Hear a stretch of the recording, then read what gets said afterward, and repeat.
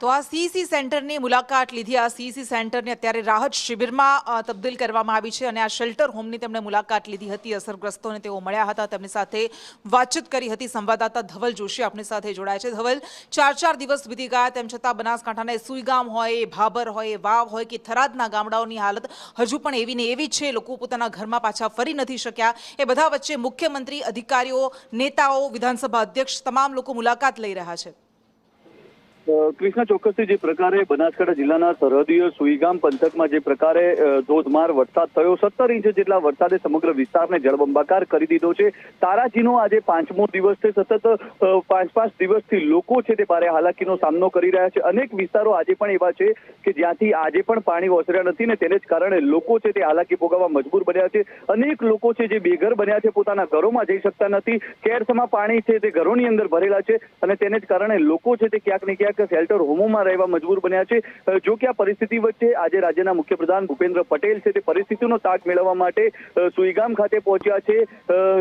મુખ્યમંત્રી ભૂપેન્દ્ર પટેલે Suigam referral hospital ખાતે સહારો લઈ રહેલા જે લોકો છે, 125 પરિવારો છે, તેઓની મુલાકાત કરી હતી અને તેમની પાસેથી પરિસ્થિતિનો તાગ મેળવ્યો. તે બાદ સીએમ છે તે ભારત પાકિસ્તાનની બોર્ડરને અડીને આવેલા નાગલા ગામ નજીક પહોંચ્યા હતા. નાગલા ગામની બહાર જે પાણી ભરાયેલું હતું ત્યાંથી સીએમ ભૂપેન્દ્ર પટેલે નિરીક્ષણ કર્યું અને તે બાદ સીએમ ભૂપેન્દ્ર પટેલ છે તે વિધાનસભા અધ્યક્ષ શંકર ચૌધરીની સાથે સુઈગામ પ્રાંત કચેરી ખાતે પહોંચ્યા છે. સુઈગામ પ્રાંત કચેરી ખાતે અધિકારીઓ અને જે આગેવાનો છે તેમની આગેવાનીમાં જે અત્યારે એક બેઠક યોજાઈ રહી છે. સમગ્ર પરિસ્થિતિનો ચિતાર મેળવવા સીએમ છે તે આ બેઠક સંબોધી રહ્યા છે. સાથે જ બનાસકાંઠા જિલ્લાના કોંગ્રેસી સાંસદ જ્ઞાનીબેન ઠાકોર પણ આ બેઠકમાં પહોંચ્યા હતા અને કોંગ્રેસી સાંસદ જ્ઞાનીબેન ઠાકોરે પણ સીએમને વહેલી તકે આજે રાહત ફંડ છે તે ફાળવવા માટે રજૂઆત કરી છે. જે પ્રકારે વિસ્તારમાં જે નુકસાન થયું છે, અનેક લોકોના ખેતરો છે તે ખેતરો જળબંબાકાર છે, અનેક લોકોના પશુઓ છે તે પશુઓ તણાયા છે. આ તમામ લોકોને વહેલી તકે નુકસાનીનું વળતર છે તે આપવામાં આવે તેવી અત્યારે જ્ઞાનીબેન ઠાકોર દ્વારા પણ રજૂઆત કરવામાં આવી છે. મહત્વની વાત છે કે જે પ્રકારે સુઈગામમાં પરિસ્થિતિ સર્જાઈ છે ને સુઈગામની પરિસ્થિતિનો તાગ મેળવવા રાજ્યના મુખ્યપ્રધાન ભૂપેન્દ્ર પટેલ અત્યારે સુઈગામમાં જોવા મળી રહ્યા છે. કૃષ્ણા. જી બિલકુલ ધવલ, આભાર. તાલુકાની અંદર 13 ઇંચથી વધુ વરસાદ પડતા અત્યારે મલુપુર ગામની અંદર સંદેશ ન્યૂઝ ગ્રાઉન્ડ ઝીરો રિપોર્ટિંગ કરવા પહોંચે છે. તમે જોઈ શકો છો મારી પાછળ જે અત્યારે ઘરની અંદર પાણી છે, 5-5 ફૂટ જેટલું પાણી છે. અત્યારે જે દિવાલો ઉપર જે ખાટલા મૂકવામાં આવ્યા છે, તેમજ જે ફ્રીજને અત્યારે ઊંચું કરવામાં આવ્યું છે, તેમજ અત્યારે જે બાળકોના સ્કૂલના ચોપડા છે પલળી ગયા છે. અત્યારે જે ગામજનોને અહીંથી જે સરપંચ દ્વારા જે એના સ્થાનિક જે રંગના હતા જે રહીશો તેમને રેસ્ક્યુ કરી અને તેમને અત્યારે સુરક્ષિત જગ્યાએ ખસેડવામાં આવ્યા છે અને અત્યારે જે ગામના લોકોને બચાવવામાં આવ્યા છે. પંચાયત તરફથી હવે જોવાનું એ રહ્યું કે અત્યારે આમની રીતે તંત્ર શું મદદ કરે છે, કેટલી કરે છે અને કેટલું વળતર આપે છે તે જોવાનું રહ્યું.